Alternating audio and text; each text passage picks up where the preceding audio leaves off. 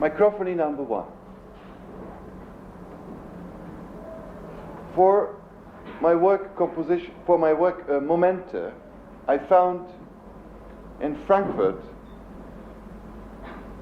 during a fair of musical instruments a large tam-tam. It is usually called a gong, but the right name is a tam-tam. It has a diameter of about 5 feet, 155 centimeters. And it can produce sounds which last longer than a minute if you hit it once. Sometimes you have seen in movies this monster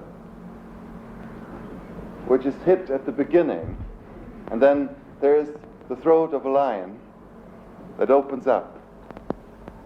We have always this association of the lion's roar with this tam-tam. The tam-tam didn't come from China, but a family from East Prussia, a father and 2 sons, are making these tam-tams in a place in Switzerland and now in northern Germany. And the father has been in China and has learned the technique to make these instruments. The tam-tam was hanging in my garden. I couldn't put it into the living room, it was too large. And every once in a while, when I would walk out into the garden, I would take a pen or a key and scratch it, or I would just knock it with a finger, or take a little stone, bang it with a stone, write on it with a stone. And I remember that very often I was leaning my ear very close to the surface of the tam-tam, and I heard all sorts of very strange sounds, vibrations, which already at a distance of 4 or 5 inches disappeared. One day I told the technician who was always working with me in the studio to bring along a filter, an electric filter. We have such nice continuous filters that can be played like an instrument with one hand, having an upper and a lower knob that move either in parallel or in opposite direction. And what is in between these 2 knobs, what can be seen as numbers, is coming through when you feed sound through the filter. Only what is between the 2 indicators comes through. Then I told him to bring a so-called potentiometer, which is a device to control the loudness of sounds. And I had my own tape recorder in the living room. And then I took a basket, went into the kitchen, and gathered together all sorts of tools: spoons, glasses, pieces of rubber. I remember a plastic box that you use for measuring the time to cook eggs, wooden pieces, wooden spoons, for example. In particular, several small instruments that are made nowadays of plastic material. And with that basket I walked to the tam-tam. I took a microphone in my hand and I put the wire around my arm and then started taking one tool after another out of the bag, of the basket, and scratching, rubbing, every once in a while also a little bit hitting against the surface of the tam-tam. And at the same time I moved the microphone, most of the time unconsciously in which direction, but I tried all sorts of movements. I went away with the microphone like this, and then I came very close to where I was scratching, and then I moved into that direction, all directions. And what I was doing was recorded in the living room by the technician, and he moved at random the filter. He could not hear what I was doing. It was about 15 yards, and then it was outside of the room, 15 yards away. So he played the filter completely at random, and also the potentiometer, and recorded this result. This we did for about 20 minutes, and then I walked in and said, let's hear that. And I must say what I heard as the result, what we both heard, was so astonishing that we both started embracing each other and said, we have made a big discovery, great discovery. This is unbelievable.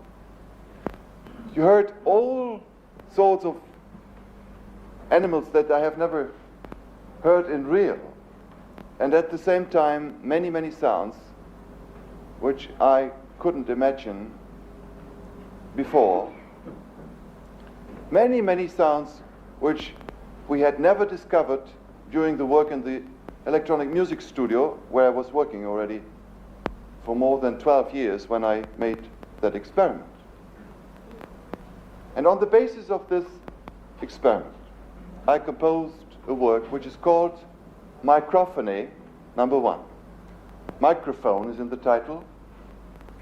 The microphone being used as an instrument and being played with, like with the bow of a violin. And phonie, like in symphony. Mikrophonie.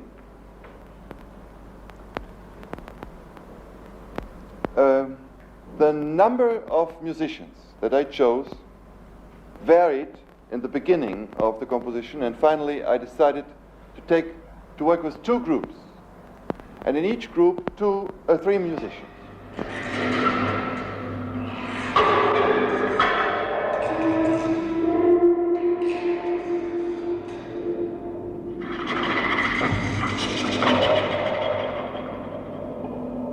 Let me briefly describe what the 3 musicians in one group are doing.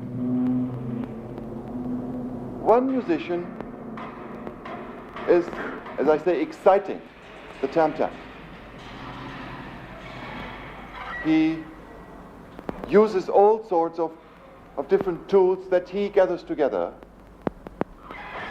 He naturally discusses with his friends what may be the best tool to produce a certain sound. And I will tell you later on what he is looking for when he tries to find a tool to produce sounds. The second player in his group uses the microphone throughout the performance and moves the microphone with prescribed movements. They are notated. And the third player of one group is sitting in the auditorium among the people who are listening, and he uses a filter, the same type of filter that we used in the experiment, and a potentiometer, the device to control the loudness, and the output of his instruments is connected to loudspeakers which are in the hall. And all the people here is primarily what is coming through the loudspeakers. Only sometimes one is able to hear the sound from the tam-tam itself, when the tam-tam is played very, very hard, very intensely. So the musicians must hear, and always hear naturally, the sound that is coming through the speakers, as well as the people in the hall. So what they really hear is the result in each group of a chain work. The man who excites hardly can judge upon what he is doing, because this man here is doing something else and transforming already what he is doing. And this man is again doing something else and transforming what the two have been doing. So within each sound phenomenon, a sound event that comes through the speakers, there's a multiple interference of three musicians who work in a chain. And we never can say what the sounds really are, except, the sounds of the tam-tams are, except of, that we can say what we hear through the speakers. And there's something very characteristic in, not only in music in our times, that all we can say in analyzing something that is happening in the microcosm is that we describe the tools that we use to amplify something that we want to hear or to see, and what is going on in the microcosm. So we are more or less getting what our instruments, our tools, can provide. But there's a lot of mystery about the sounds, the waves themselves that are produced directly in the tam-tam. They are amplified, enormously amplified. They are filtered. In this case, the microphone is moved. So the original waves are constantly transformed. And all we know is what we get when we conduct a certain action. And this is what I call, in general, microphony. A microphonic process. The microphone is no longer a passive tool for high-fidelity reproduction of something that we know, like a voice, but it becomes an active instrument. And it influences what it is recording. I have drawn on this board one section of the score, and this will immediately clarify what I'm saying. We're speaking at the moment about one group of players.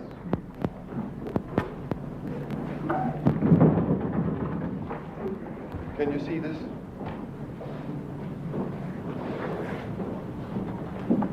The score for each group, this is for one group, is subdivided into three sections. One section, another section, a third section. The upper section is for the first player, who plays on the surface of the tam-tam. The second section is for the microphonist, who uses the microphone. And the third section is for the player who plays the filter and the potentiometers here. This is one player. Each section is subdivided into three areas. There is, in the case of the tam-tam player who plays on the surface, a subdivision of high, middle, and low registers. When he produces a sound and I draw something in the upper area, then the sound is supposed to be high, must be high.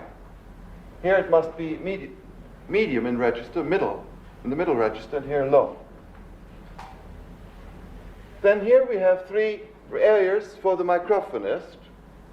When something is drawn into this area, the microphone should be very close to the point of excitement. If this were the tam-tam and I'm scratching here, then the microphone can be held by the other player, right here, very close. The microphone can also be held here or here, on the surface of the tam-tam. So there are three regions which are relative. If you're scratching here, then very close, there or there. And this relative indication of very close, middle distance away from the point of excitement and the furthest away from the point of excitement on the surface of the tam-tam is indicated in these three areas. For example, this stroke then, I will analyze a little bit further afterwards, the graphic instructions of this sheet, but you can see already when he starts here and goes to there, then he is very close and goes away from the point of excitement. Then for the filter we have actually a similar subdivision like in the areas of the tam-tam player. This means high filtering, middle registers and low registers. Actually the filter that we use has 9 sub-areas between 30 cycles per second and 12,000 cycles per second. And these areas are more or less equidistant. So which means he can here within each area still subdivide the area into 3 sub-areas. And this simply means that when he starts playing, then the filter is open in this region. Then with the 2 knobs which I described, he moves right here, then he remains for a while, and then he moves here again, then he moves only this one, and then he leaves it for a while, then he closes the filter, he opens it again, up to here, then he closes both a little bit, then he closes the lower one, the upper one, he opens the lower one, the upper one, the lower one, the upper one, the lower one, the upper one, etc. Now the whole score, what concerns time, is drawn in scale, like most of the scores, with more precise indications for the tempo.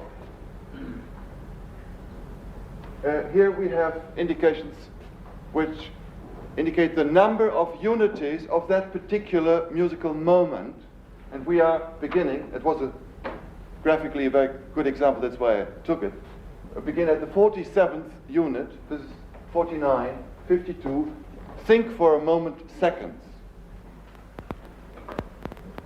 Then the thickness of the lines, like in several other scores, indicate the following.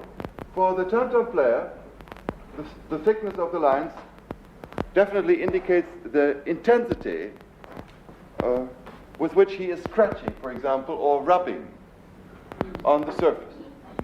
There are 3 thicknesses which I use as relative indications for the dynamics. The thin line, or a medium line, like this one, or a thick, this could also be a line. Not just a point. Also points come in 3 different thicknesses. So the thicker, the more intense you play. Then these 3 relative indications, 1, 2, and 3, this is the 2nd degree, this is the 1st, this is the 3rd, dynamics. They are relative within predominant dynamics, and this is written on top. This says medium loud. So medium loud is always the maximum in this section. This is medium loud, then this is 2 degrees softer. Still medium loud, which means when he does this movement on the surface of the tam-tam, he starts soft and becomes 2 degrees louder.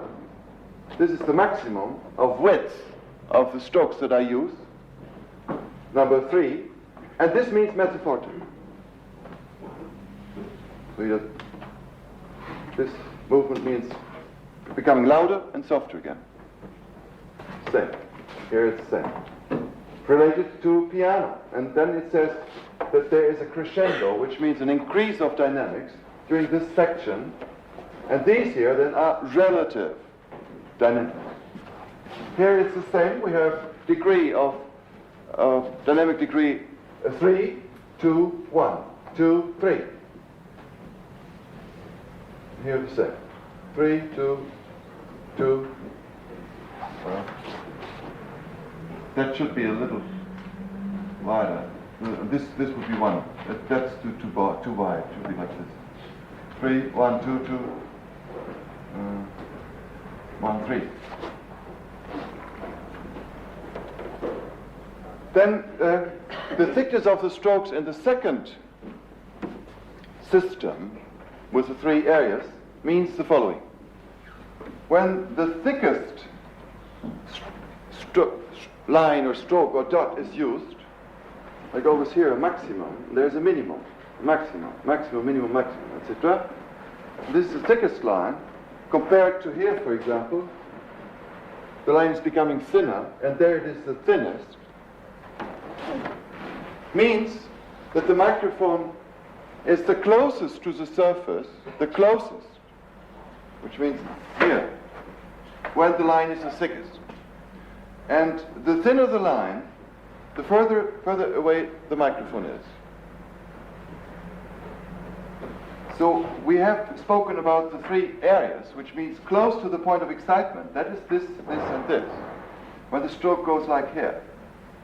But when the stroke at the same time becomes thinner, then it also means go away from the surface. Whereas here, I remain on the surface. And I go from medium distance to close. Here.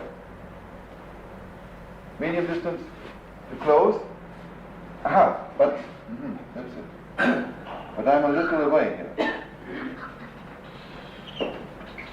Because I see here there's an increase of thickness, which means here I'm the closest. Here I'm the second closest. So this movement for the microphonist means the following. Make it a little more wide.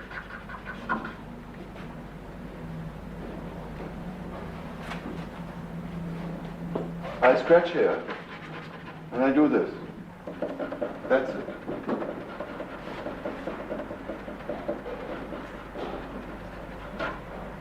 That is this movement. And now I'm the closest, and I have to do this. 1, 2, 3, 4, 5. Ka, ki, ka, ka, ka. 1, 2, 3, 4, 5, and then go a little away into this direction. And again, 1, 2, 3, 4, 5. Here. And then again, very close and direct. Getting away and getting close. Now, what does this produce? The closer I am, the more brilliant, the more direct the sound is in the speakers. The further I am away on the tantam itself, the more echo I hear, reverberation of that sound. It goes away in space. It's very far, like in a large hall.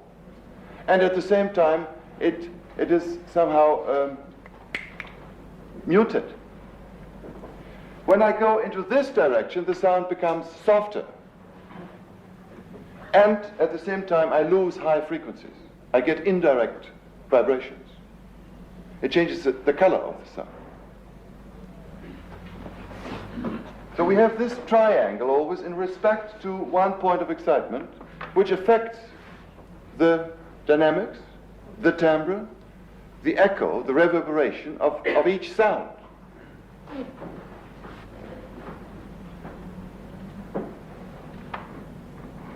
Then the filterer does the same.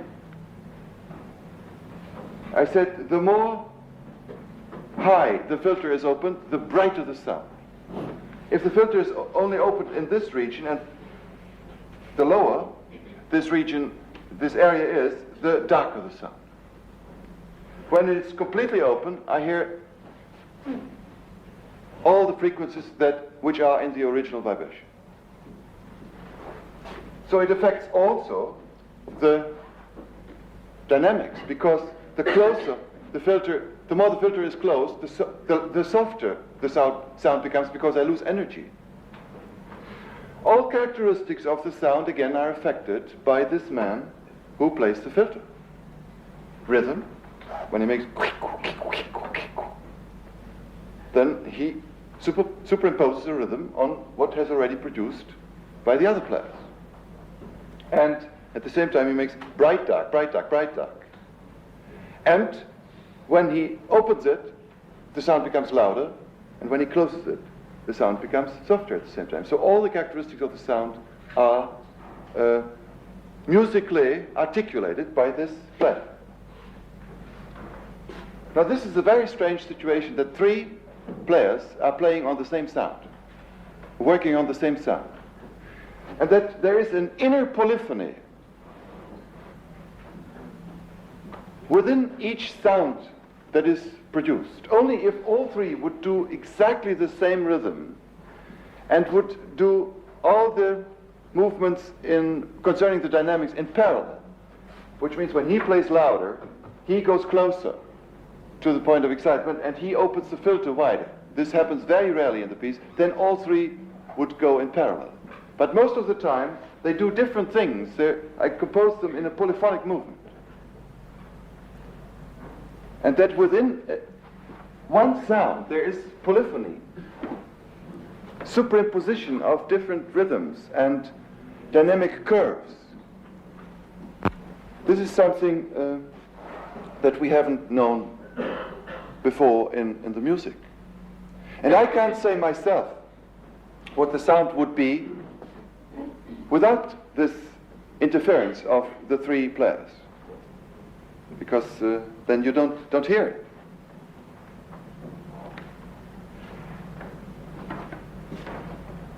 Now we have to ask, how do I describe these sounds which were unfamiliar to me when I heard them myself, amplified and filtered for the first time? I first tried to describe the actions. There was a score already worked out in which I described, take this plastic box of a particular size. I would indicate the size of the plastic box and take it and hold it against the surface of the tam-tam at a specific angle, and I try to describe the angle and then scratch it with a quick movement. That's it. So this score became something incredibly complicated in describing the tools, and I felt it was absurd to write in 1964 a score and saying, take a plastic box that you use for cooking eggs and of the following size, and then hold it against the tam-tam of the firm Peiste from Switzerland, and then at an angle of 35 degrees, and then make a quick movement downwards for about 17 centimeters, etc. So I gave it all up. The description of the process in terms of measures and tools. I didn't even want to indicate any longer rubber or wood or glass or metal or whatever it was, or spoons or so. But then I thought, what shall I do? How can I obtain ever this sound world, at least approximately, in any future? And how can this piece become a sort of a model for similar processes? And what I did is the following. I made a scale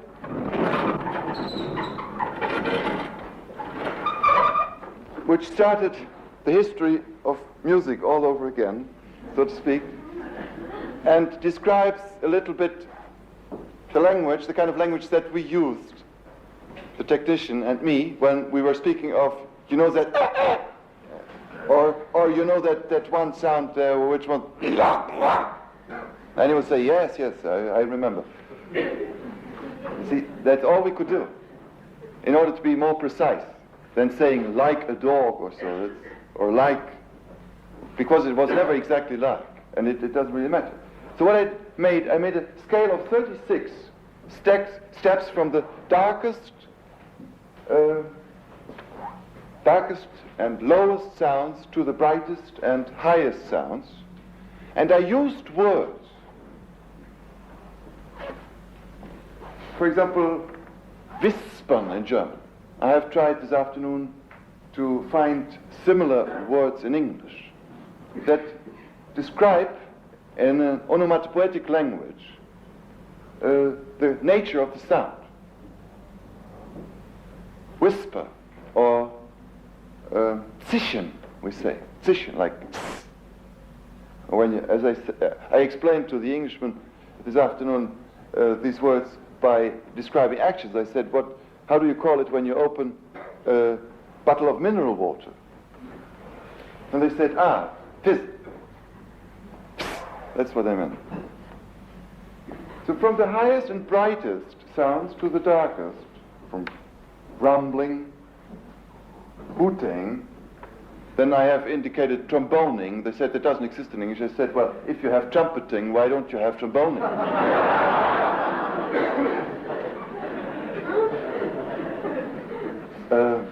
They said, well, okay, they will understand. They will understand. You see, I have left out now. I could have written all the list here. And you can, that's why I put that question mark here, because I thought when they come in this evening, they will read this, and then the question mark might tell them to invent the others which are lacking here, between tromboning and rattling and baying and squeaking.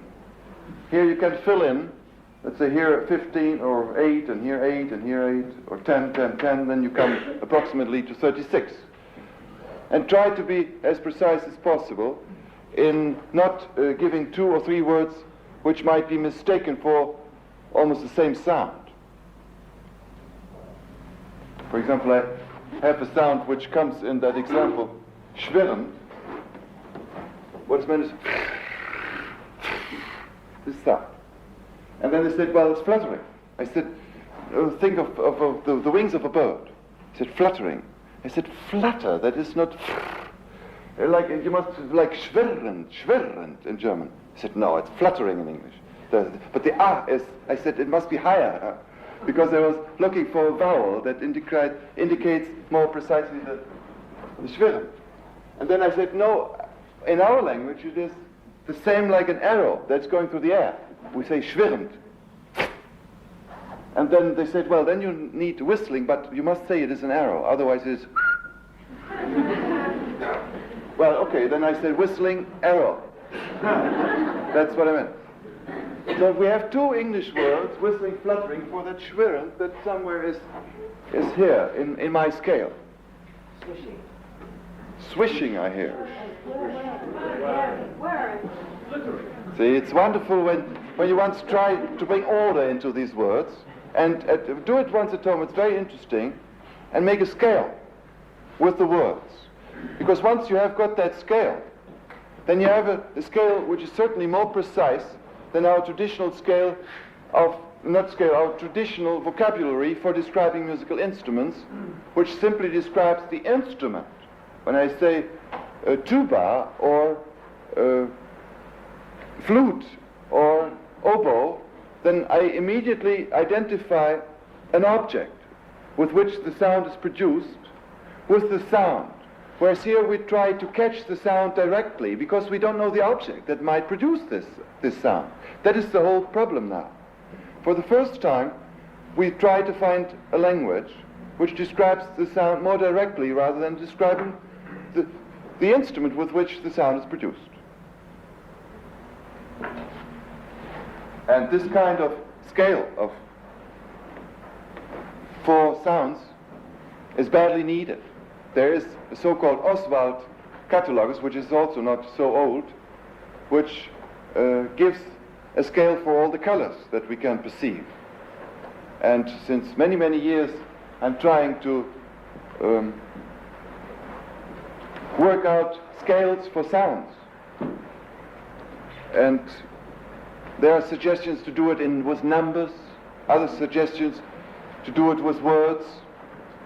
Ultimately, it will be a mixture of a technical description in terms of frequency bands, attacks and decays of a certain sound, together with words. Anyway, in Mikrophonie, all the structures that I have composed have a word or a group of words to indicate the sound that the musicians have to look for. And then they take their bag and go into the shops. That's what they did then in Cologne, and look for tools that make whispering or fluttering sound. And then they come back, for example, with a plastic propeller that you use for small ventilators on desks in offices, and they connect the plastic propeller electrically and then the propeller starts turning. It has plastic wings, and then they hold it against the tam-tam, and then it makes...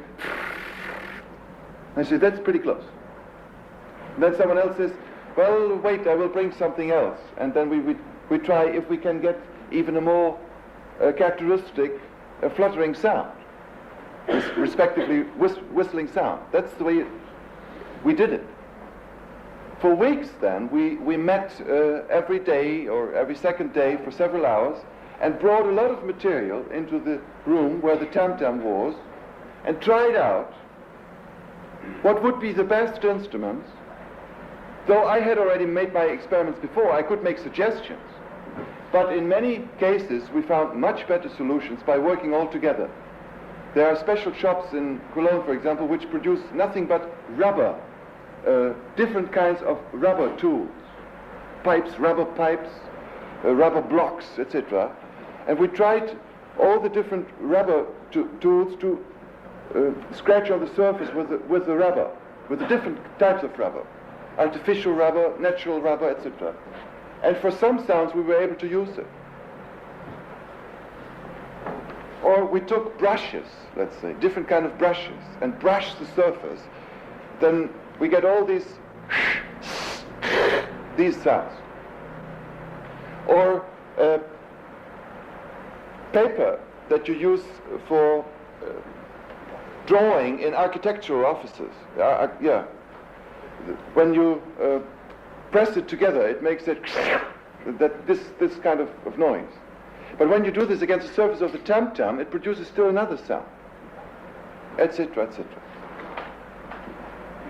So let me just point out what is in this section where several characteristics are concentrated. That happens only once in the entire piece.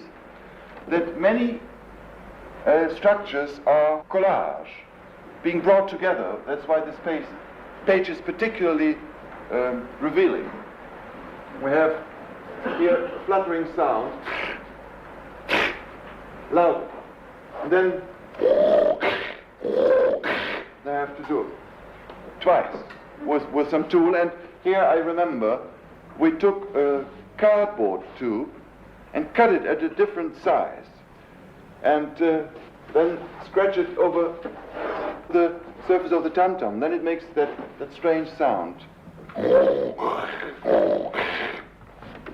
And if you want it in the medium range, then you cut the cardboard at a particular length. If you want to have a higher sound, then you take a thinner cardboard tube and smaller, shorter.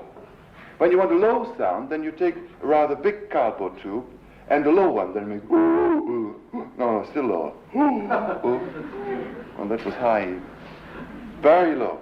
Then it comes to sounds which are hooting, like ships.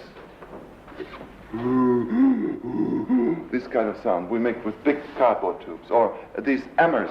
No. How they are called? Not hammers. Where you have the washing powder in, made of cardboard. What? Buckets of cardboard. Do you have them in England? Yes. And then you scratch them over the tam-tam. That is snoring. Then here is a sound which is, what is it? Chirping. Chirpend in German, like the crickets do. This kind, but with a more precise pitch still. I can't. This trill with an E sound. This is here. How did we do that, actually? Can't remember. Then whispering, sometimes we use even the voice and shout or whisper or speak into the tam-tam itself, very close to the surface. Then the tam-tam is excited by the vocal vibrations. Trumpeting, there I remember we used again cardboard tubes. Roaring, a box, a square box of cardboard, but of thick cardboard, and then with the edge of the thick cardboard we scratch the surface. Then singing, but I have said in the commentary to this score, singing not vocally in this case. So what we actually used here, we made a monochord, like the old Greek did when they did the first calculations about pitches. A monochord, a piece of wood, and then we took a piano string. We stretched it over 2 screws, and then made it very tight. And then hold this string against the tam-tam and take a cello bow and bow the string. And then you get a singing sound, a very high singing sound. Well, the shorter it is, the higher the sound. And the longer it is, when you make this, you get a glissando. While you're bowing. Or other sounds are done with glasses. Also, when it is very high singing, we use a glass. Let's say a drinking glass, a wine glass, and hold it like this against the surface. And you know that effect that you also can produce when you wet your finger and make a circular movement on the edge of the wine glass. You get that high singing sound, ringing sound. And when you do the same thing on the surface of the tam-tam, then you must take a little chalk, otherwise there is not enough resistance on the tam-tam. So you make the tam-tam full of chalk, and then you draw this glass on the surface, and then you get this continuous high glass sound, singing sound. So there are certainly several interpretations for each word, and that's what I like. But it has always this characteristic quality in relationship to another sound. What else is still indicated? No, singing high and low. I should say that with this score, which is fairly abstract, because it uses the words and leaves it up to the discretion of the performers, what kind of material they are going to use to correspond with the verbal instructions.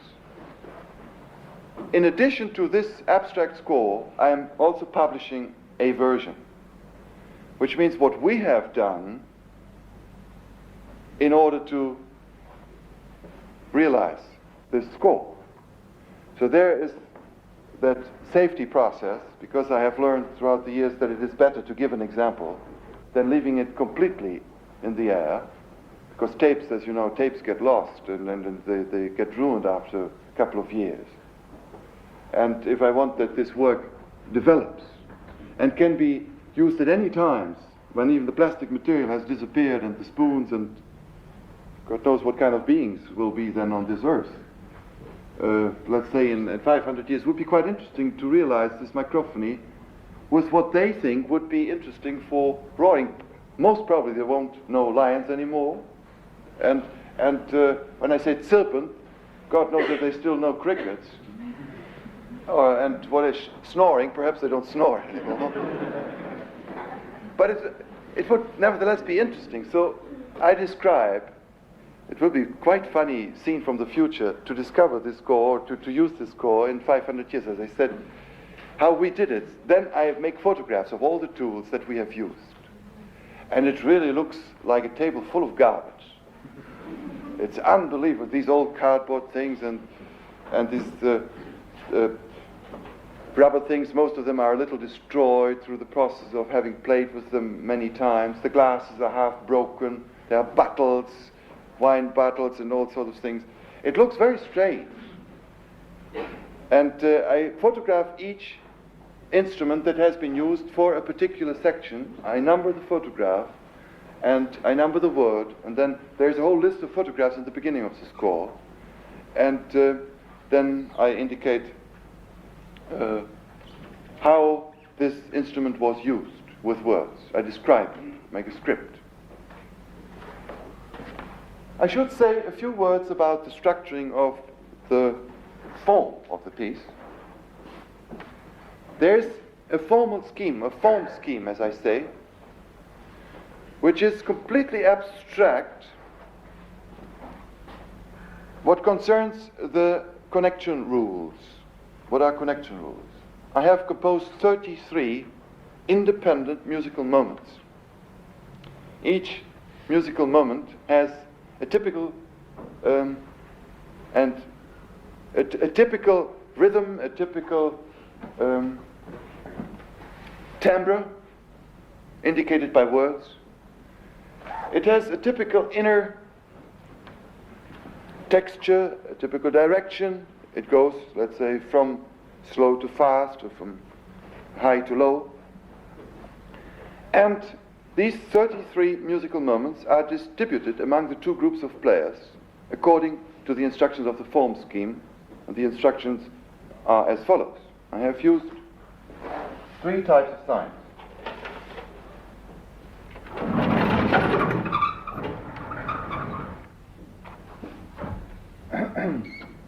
Plus sign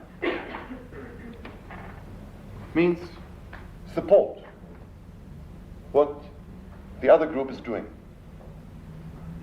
Minus sign means destroy what the other group is doing. And then this sign means be neutral. Neither destroy nor support what the other group is doing. Now there are 2 groups on the tam-tam. This is the tam-tam. I'm playing here. And I'm playing now a group. Then the other group is starting. If I play now a musical moment, which is fairly quiet, then I will not disturb what the others are doing. When I choose a musical moment, one of the 33, which is very active, that I even have to do this, then you will see the tam-tam starts making these movements, and I am disturbing the others, what they are doing. He is, for example, just doing this very softly with a glass, and then all of a sudden, this thing comes from the other side. So he destroys my action, and this destruction creates new sounds, which are very interesting. So he is following. You mean the protests also? He says here, hey! Yes, that too. So I can be neutral. I can support what the other is doing. To support now in an acoustical sense, not in a physical sense, which means I know they are doing something very soft, very high. Then I can support the others insofar as I'm doing something also not too loud and very low, so that they are very clearly stick out. Then I support their activity, etc. So this is not done, this decision is not made during the performance, but the decision is made before the performance. The musicians sit together, look at the different movements, and then they have a formal scale, which is like this.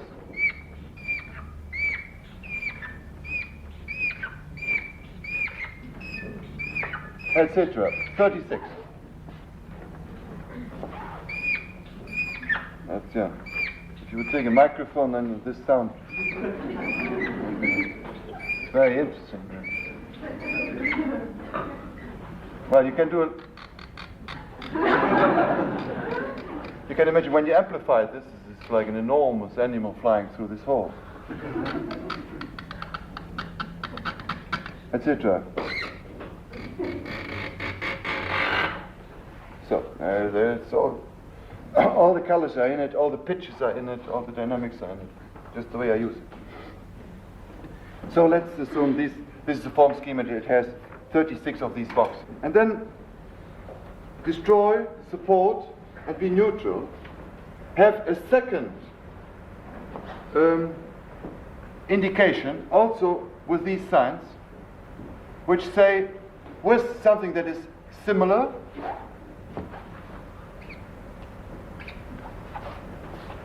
what the others do, something that is opposed to what the others do, and something, just a moment, opposed is, I think,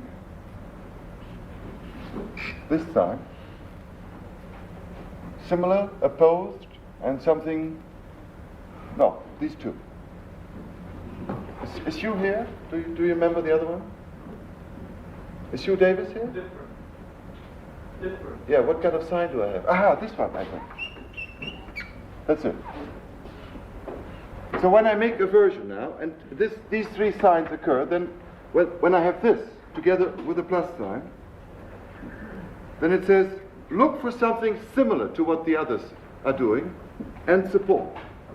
But I can also, with something similar, destroy. Or with something similar, be neutral.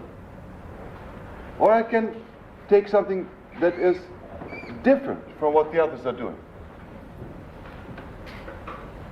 and support them with something different, destroy them with something that is different, or be neutral with something that is different from what the others are doing. Or I can take something that is opposite of what the others are doing.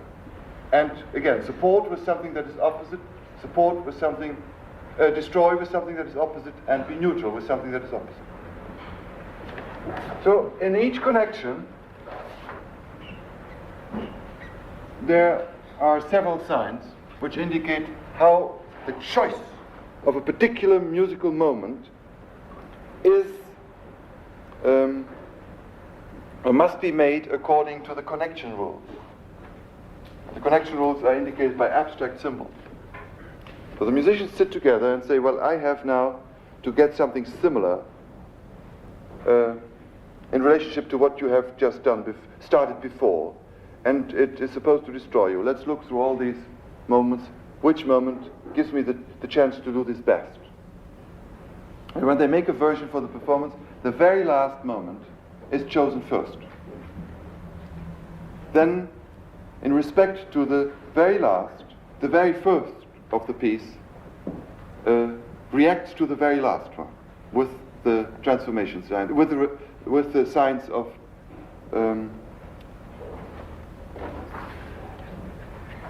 relationship. And then the second reacts to the first, the third to the second, the fourth to the third, etc. Then there are a few moments in the whole piece which are fixed in their position and always come in the same position. There is a very important one, which is the so-called tutti 157, which is always at a certain point in the form. Another one is here, which is a so-called tutti pianissimo. Everybody plays very softly. And here is another one, which is tutti pianissimo. Then they play all synchronous. And here is another one, which is tutti forte. And these two also can be interchanged in position, but the position is fixed once and forever. Tutti forte and tutti pianissimo can only be in these two positions, and the tutti 157, where all the elements come together from the entire composition in a fixed superimposition that I have determined. This position is fixed forever. This cannot change. So all the movements which are in between can change their order from version to version. Now I play Mikrophonie 1, a recording, and then I would like to answer questions if you have questions about what I have said and what you have heard.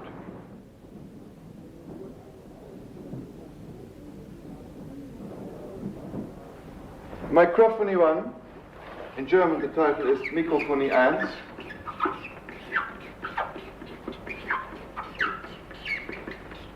Because there is a Mikrophonie 2 for 12 singers. And the process is the same. The singers sing into microphones, or similar, let's say, and what they sing is electronically transformed, and then played back over speakers. There is a feedback in Mikrophonie 2 between a Hammond organ, electric organ, and the electric output of this electric organ is fed into electronic modulators, and the sounds of the electric organ modulate the singers, and vice versa. There's an intermodulation between the electric organ and the singers. The process to listen to a tam-tam, which as an instrument is something that is over 3,000 years old. I mean, not that particular one, but the principle, this tam-tam. It's written like this.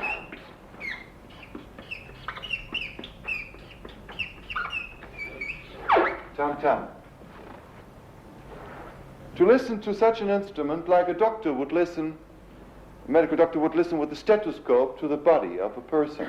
That's what we are actually doing. This process now has many outlooks for the future. Quite a few composers have used similar processes, being applied to people, actors, singers, instrumentalists. The microphone has become now a musical instrument since Mikrophonie 1. And once someone said, "Must it be a tam-tam?" I said, "No, I can imagine that you take an old Volkswagen and examine it musically and use the score, and then you go inside into that old thing and bang it and scratch it and do all sorts of things and play Mikrophonie using the microphone or anything. Discover the micro world of the acoustic vibrations, amplify it and transform it electronically with our electronic means. That's why I call it electronic live music, as opposed to electronic music which is produced in a studio. Everything that happens in the actual time of the performance.